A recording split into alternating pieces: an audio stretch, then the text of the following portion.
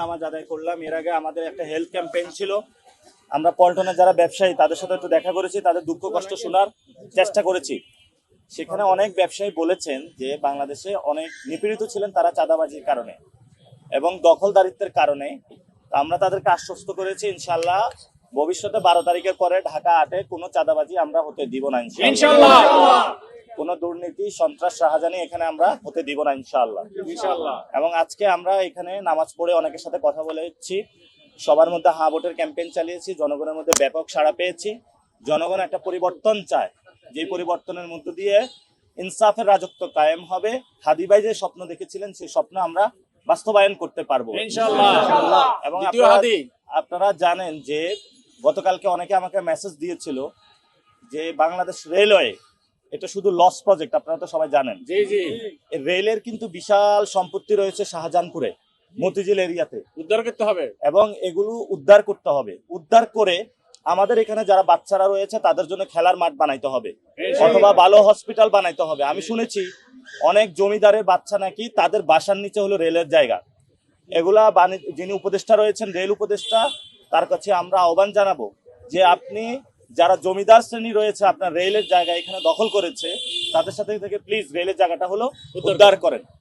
এবং সাথে সাথে আপনারা দেখেছেন তারা বিভিন্ন জায়গায় ফ্যামিলি কার্ড দিচ্ছে, হেলথ কার্ড দিচ্ছে। এটা নাকি এটিএম মেশিনে দিলে টাকা বের হবে, এটা তো দলীয় কার্ড দিচ্ছে।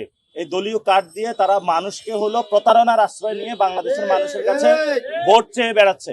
আমরা ইলেকশন কমিশনকে আহ্বান জানাবো, যারা ভোট চাওয়ার জন্য ফ্যামিলি কার্ড, আধার কার্ড বলে এই ধরনের কার্ড দিচ্ছে, এগুলোর মাধ্যমে মানুষকে প্রতারণা সৃষ্টি করছে। আপনারা দ্রুত এই প্রতারণা বন্ধ করুন।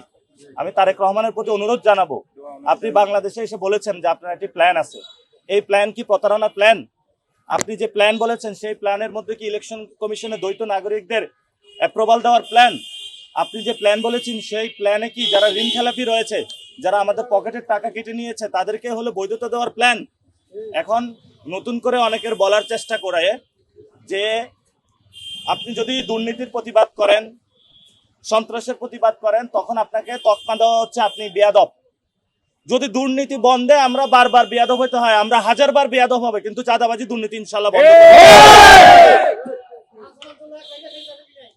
ইনশাল্লাহ। এবং সাথে সাথে যারা রিক্সাওয়ালা, শ্রমিক বিভিন্ন জায়গায় রয়েছে, যারা বিভিন্ন জায়গায় রয়েছে তাদের পক্ষে ইনশাল্লাহ আমরা দাঁড়াবো, যাতে কোনো ব্যক্তির দোকান, কোনো জায়গায় কেউ দখল করতে না পারে। অনেক মানুষের অনেক জিনিস দখল করা হয়েছে, আমরা এই দখলদারদের বিরুদ্ধে দাঁড়াতে চাই। এবং বলতে চাই, যদি বুকে সৎ সাহস থাকে, আমরা দুর্নীতি বিরোধী, চাঁদাবাজ বিরোধী, সন্ত্রাস বিরোধী ক্যাম্পেইন করতেছি আজাদির যাত্রা। সাহস থাকলে আসুন, দেখি আপনার পিছনে আর কয়টা লোক থাকবে। যদি উনি চাঁদাবাজদের বিরুদ্ধে দাঁড়ায়, পিছনে আর একটা লোকও থাকবে না।